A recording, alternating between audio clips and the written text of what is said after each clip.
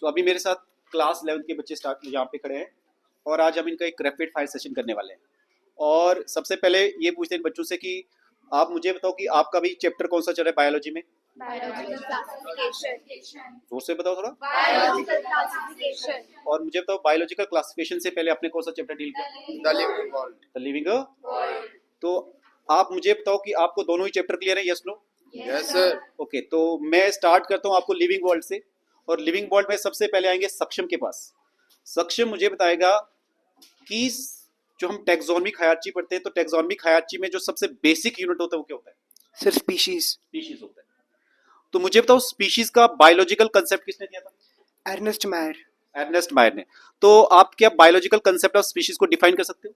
Yes sir. करो define जरा। Species are the group of individuals which have similar morphological characters and are able to interbreed and produce their fertile offsprings of their own. Very nice. आप मुझे बताओ कि जो term species है वो किसने दी थी? जॉन रे ने दी थी। तानिश आपसे हम पूछते हैं पेंथीरा। वैसे एक एग्जांपल आप मैंने बताया कोड करो किसकी? प्लांट्स की। सर ट्यूबरेसम।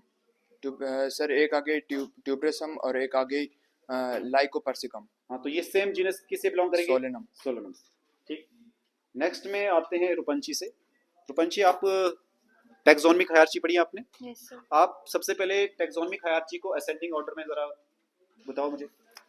सबसे पहले आता है हमारे पास स्पीशीज, उसके बाद आता है हमारे पास species, genus, then family, order, class, phylum and kingdom. आप मुझे बताओ जो हम टैक्सोनॉमिक हायरार्ची पढ़ते हैं तो इसमें सबसे हाईएस्ट कौन सी कैटेगरी है?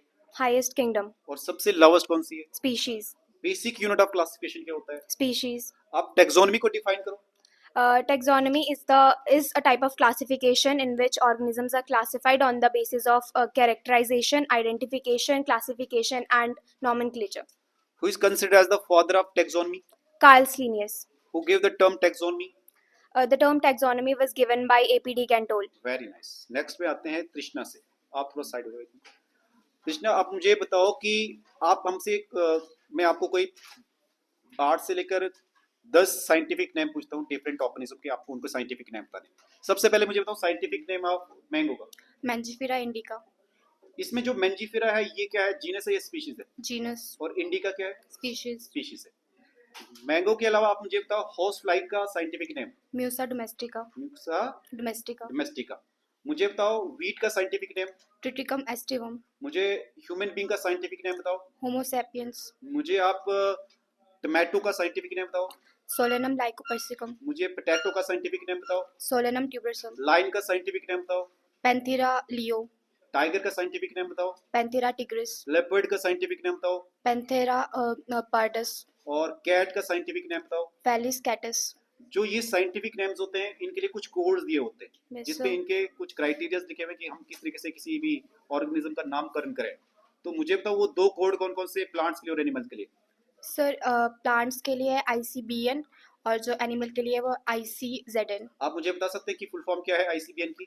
ICBN की फुल फॉर्म है international code for botanical nomenclature और ICZN की फुल फॉर्म है international code for zoological nomenclature. Very nice.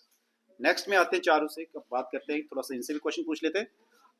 आप मुझे बताओ कि टोटल नंबर ऑफ, जब हम किंगडम लिविंग वर्ल्ड को डील करते हैं तो टोटल नंबर ऑफ डाइवर्सिटी कितनी है हमारी अर्थ पे? Sir 1.7 to 1.8 million. अब इतनी सारी डाइवर्सिटी होने के बावजूद साइंटिस्टों के माइंड में आया कि हम इनको प्रॉपर तरीके से अरेंज करें, तो उन्होंने एक ब्रांच बनाई। उस ब्रांच का नाम क्या है? उस ब्रांच का क्या नाम है जिसमें हम टैक्सोनॉमी। क्या होता है टैक्सोनॉमी को अगर लैटिन वर्ड किससे ड्राइड हुई है? Sir taxonomy Latin word Texas से ड्राइव हुई है जिसका मतलब होता है अरेंजमेंट और नॉमस का मतलब होता है रूल्स। Very nice. तो टैक्सोनॉमी को कैसे डिफाइन करें फिर? Sir, it is a branch of science which deals with the study of organisms on the basis of characterization, identification, classification and nomenclature.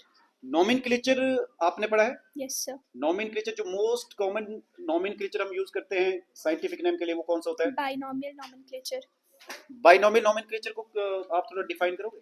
So, binomial nomenclature was given by Carl Linnaeus and it states that an organism has two names, that is generic name and specific epithet or species name. जैसे मान के चलो कि आप एक example code करो किसी की। सर जैसे ह्यूमंस की होमो सैपियंस है, here homo is generic name and sapiens is specific epithet और स्पेसिफिक नेम। कभी ऐसा भी होता है कि मान के चलो जैसे हमने जीनस और स्पीशीज लिखा, उसके बाद कभी हम साइंटिफिक टर्म भी लिखते हैं, साइंटिस्ट का नाम भी लिखेंगे जिसने सबसे पहले उसका नाम दिया हो? Yes sir. क्या जैसे एग्जांपल? सर जैसे Mangifera indica was discovered by Carolus Linnaeus and the Carolus Linnaeus name is written in abbreviated form at the end of the species name. For example कैसे एब्रिवेटेड फॉर्म में लिखेंगे? Sir जैसे Carolus Linnaeus ये sorry Mangifera indica लिखेंगे, फिर LINN करके आगे dot लगा लेंगे। आप मुझे बताओ, वेरी नाइस। प्रिया, प्रिया से क्वेश्चन पूछते हैं। प्रिया आप मुझे बताओ, जैसे अभी हम चारू से बाइनोमियल नोमेनक्लेचर के बारे में क्वेश्चन पूछ रहे थे, आपको भी हम बाइनोमियल नोमेनक्लेचर से ही क्वेश्चन करेंगे। जैसे इन्होंने बताया कि बाइनोमियल नोमेनक्लेचर में किसी भी ऑर्गेनिज्म का एक जीनस होता है और एक स्पेसिफिक एपिथेट होता है, यानी कि स्पीशीज होता है। Yes sir. और उसके एंड पे हम किसी जिस साइंटिस्ट ने उनका नाम दिया उसको हम एब्रिवेटेड फॉर्म में लिखते हैं। Yes sir. आप मुझे बताओ, जब हम हैंड रिटन लिखते हैं किसी भी ऑर्गेनिज्म का साइंटिफिक नेम, तो उनको क्या किया जाता है? सर उनको हम अलग अलग लिखते हैं और उनको हम सेपरेटली अंडरलाइन करते हैं। और मुझे बताओ, जो साइंटिस्ट होगा क्या उसको भी हम अंडरलाइन करते हैं? No sir.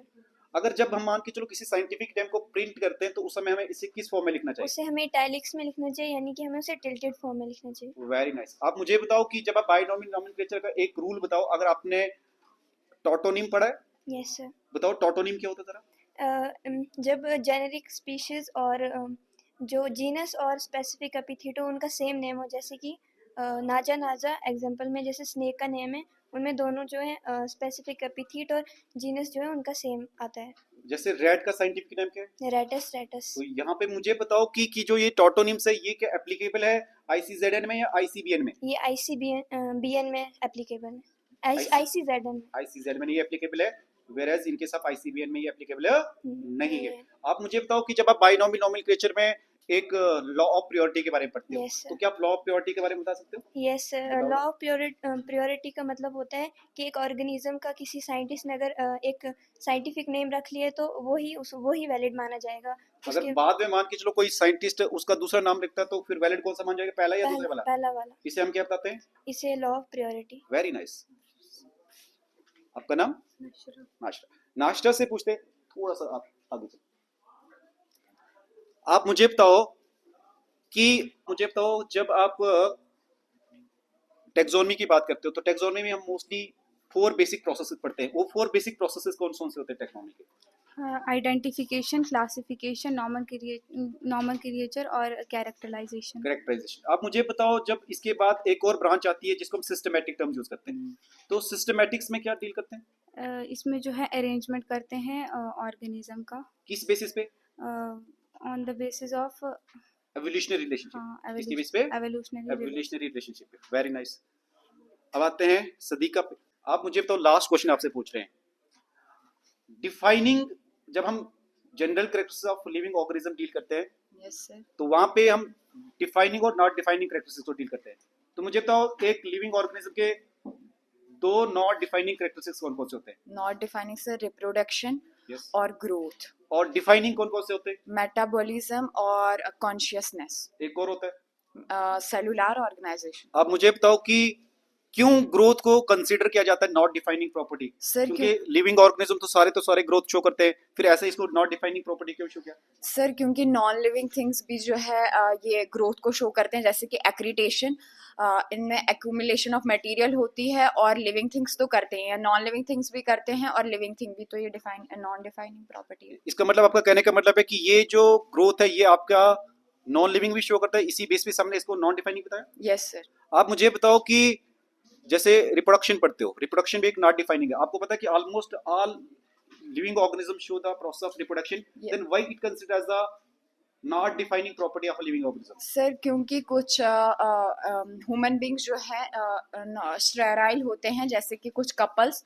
और एनिमल्स में भी हमने देखा था जैसे कि म्यूल, वो भी स्टेराइल होता है, सारे शो नहीं करते हैं, इसलिए इसको भी नॉन डिफाइनिंग प्रॉपर्टी कहते हैं। इसका मतलब है, मुझे बताओ, लिविंग नॉन लिविंग ऑर्गेनिज्म क्या रिप्रोडक्शन को शो करते हैं? Non living sir, no sir, नहीं शो करते। Very nice. तो ये था आज का रैपिड फायर डिस्कशन, जिसमें बहुत ज़्यादा अच्छा रिस्पॉन्स रहा। मैं चाहूँगा कि जब भी दूसरे बच्चों के टर्न आए वो भी इस तरह से आंसर करें, बट इसका सबसे मेन एम ये है कि आप घर में जाके जो यहाँ से आपको टॉपिक दिया जाता है, यानी कि चैप्टर वाइज आपको अच्छे से चीज़ों को रिवाइज और प्रैक्टिस करनी है, ये तभी पॉसिबल होगा जब आप अपने आंसर अच्छे तरीके से कर पाओगे, जब आप अच्छे तरीके से घर में स्टडी कर पाओगे। So best of luck, sit down.